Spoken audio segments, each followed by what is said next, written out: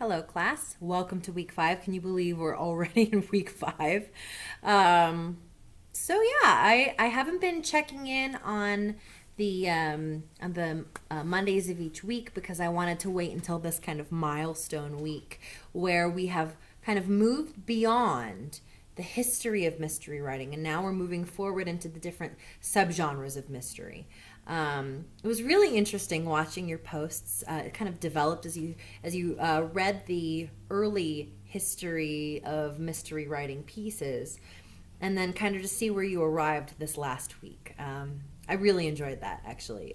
So the Edgar Allan Poe's The Purloined Letter was the very first attempt at a mystery or detective novel. In fact, what I love to talk about is how Edgar Allan Poe is somebody who is, I think, maligned by American history. We see him as this drunkard, the he has the distinction of being the only American writer to be accepted into West Point and the only American writer to be kicked out of West Point because he was a drunkard and because they bullied him and they called him an old man, and he was likely thrown out for other things like gambling, and I think he was disrespectful to a teacher too. So not a good example. A lot of kids, just focus on the morbid or the dark or the depressing elements of Edgar Allan Poe.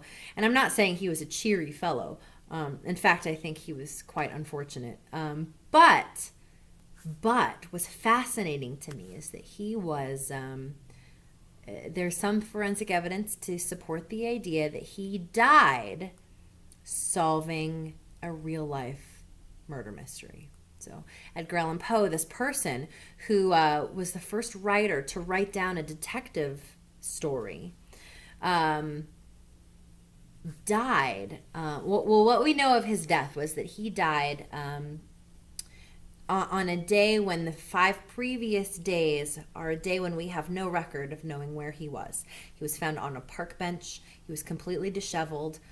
Some people say he was drunk, but I feel like that's kind of part of a bad reputation. But he was found on a park bench. He was wearing really old, disheveled clothing. They took him to a hospital where he died, but not after saying his last words, which were, "Lord, have mercy on my poor soul." Nobody has any idea where he was 5 days before he disappeared. Or maybe it was 3. In any case, it was a couple days before he disappeared, and he was supposed to get married in a couple of days too. So all of this is this real life mystery that we have. We will never know what happened to Edgar Allan Poe. However, there's a book called Edgar Allan Poe and the Murder of Mary Rogers, and this book suggests that he was solving a real life mystery, which at that point I think was about 8 years old. But it was a kind of a his cultural equivalent of the JFK conspiracy or a Jack the Ripper like murder. To this day, we still don't know how Mary Rogers was killed. And so this book suggests that Edgar Allan Poe was so inspired by Mary Rogers. In fact, we know that he was so inspired by her that he wrote her into an Auguste Dupin story. Not The Purloined Letter, but a different one. Murders at the Rue Morgue, I believe. And Edgar Allan Poe likely was trying to solve that murder when he died. Ooh. Anyway, do with that what you will. I just think it's a very interesting fact. So Edgar Allan Poe wrote The Purloined Letter among other detective stories. And his stories seemed to go to France where they were met with popularity.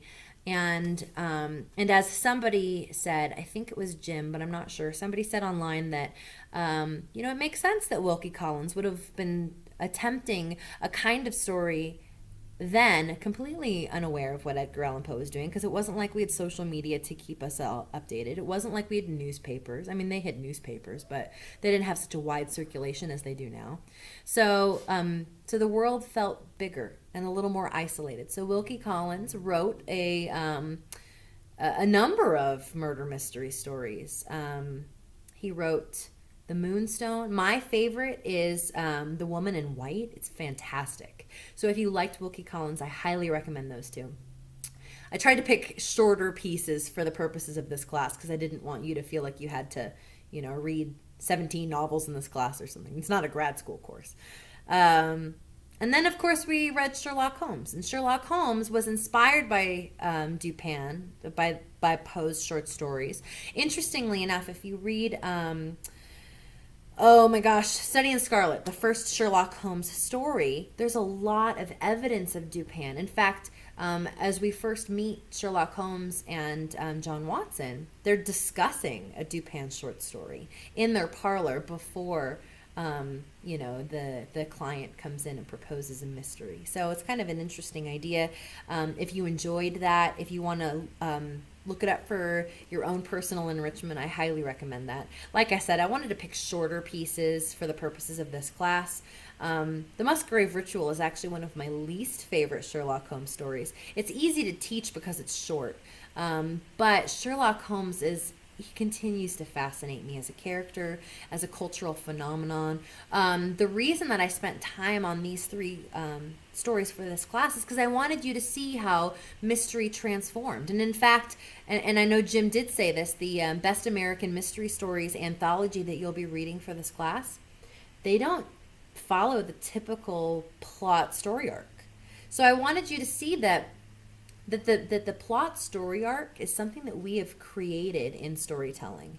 We've created it as a kind of comfortable predictability. And I think the most effective mystery writing happens when you disrupt what we predict, when you surprise the reader. Now, of course, you can argue whether you found these three to be effective or not, because all of them break that story arc in a way. In Dupin's story, in Poe's story, what you experience is somebody who is given a proposal, and then the next thing you know, he has already solved it, and he will condescend to you and sit you down and tell you all about how he did it, right? And of course, you can see Sherlock in that as well. In the Wilkie Collins story, I think it was, I wrote myself a little note.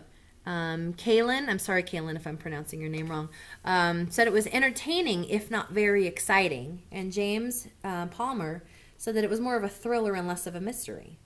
But of course, Wilkie Collins was trying something new. So if you look at it next to a fiction story, then it does take on more of a thriller or mystery-like quality. And then, of course, you have Sherlock Holmes, who, again, even though he follows more closely our expectations of the mystery genre, he's still the kind of person who will take you along on the journey only if it suits him. Sherlock Holmes is a character who will sit you down and, again, condescend to you and tell you exactly what happened and how smart he was.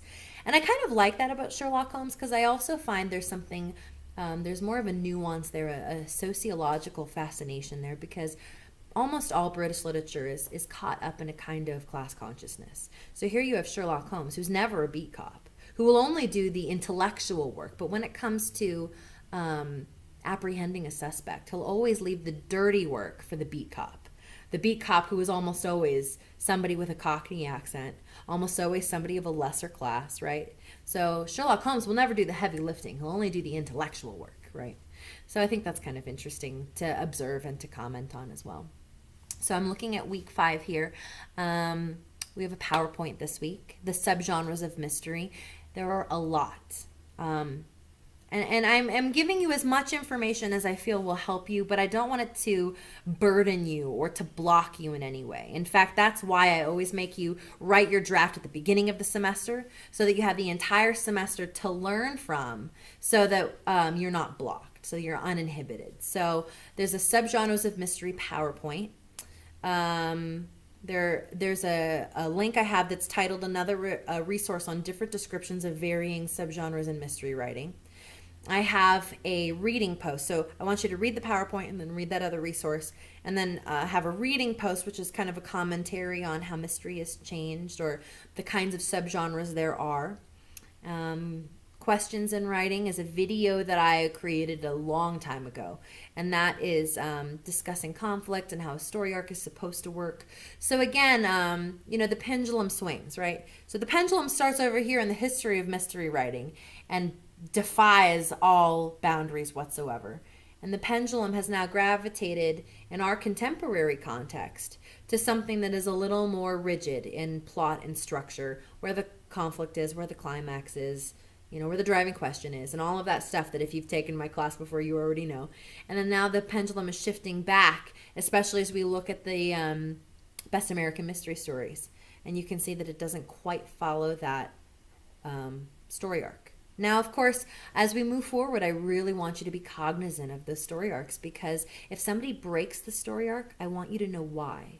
Because I guarantee you, if they've broken it, there's a reason for it.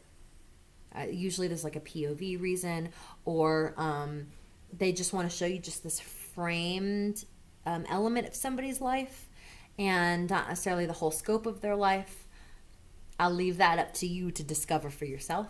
And then, of course, there's another exercise with regard to plot. Now, on the notion of exercises, a couple of you have emailed me because you're not really sure what you should be working on. Some of you are, you've written your submission 1, which, by the way, I am currently reading, but we won't talk about that until the midway point. So another couple of weeks is when we'll talk about that.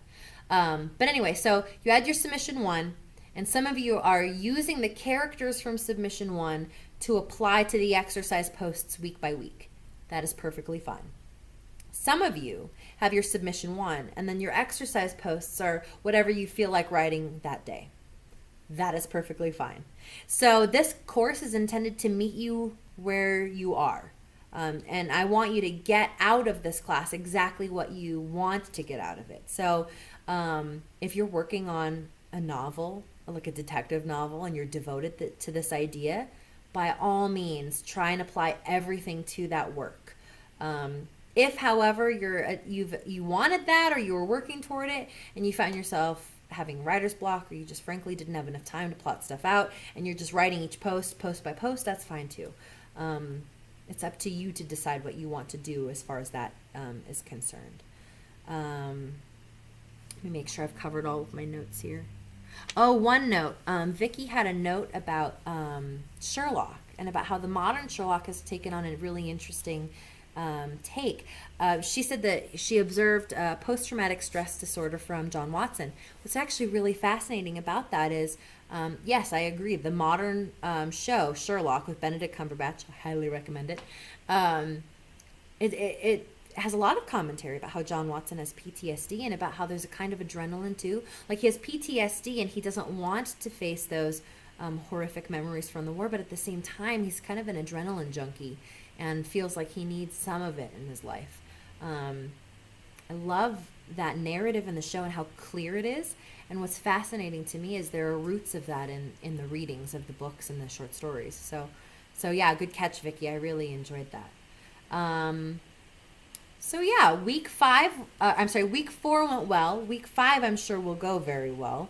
We're starting to clarify things a little bit more and to move forward. As far as looking ahead goes, if you have not gotten your textbooks, please do so. Because starting in week 6, we're going to start discussing from the Best American Mystery Stories book. So please make sure you get a copy if you have not already. And then also start reading Mr. Penumbra's 24-Hour Bookstore, because we're going to discuss that. I think it's week 7. Nope, I lied. Week 9. So we're 4 weeks away from that, which, it sounds really far away, but just consider that it's, we've been in school now for 5 weeks. So that went by fast. So make sure that you get the book and that you've started reading, because I would hate for you to miss out on the wonderfulness and the glory that is that book because you crammed it in at the last minute. I mean, students never do that. Never. All right, my friends. Thank you for all of your hard work. I'm working on your short stories, and you will hear from those soon. Have a good week.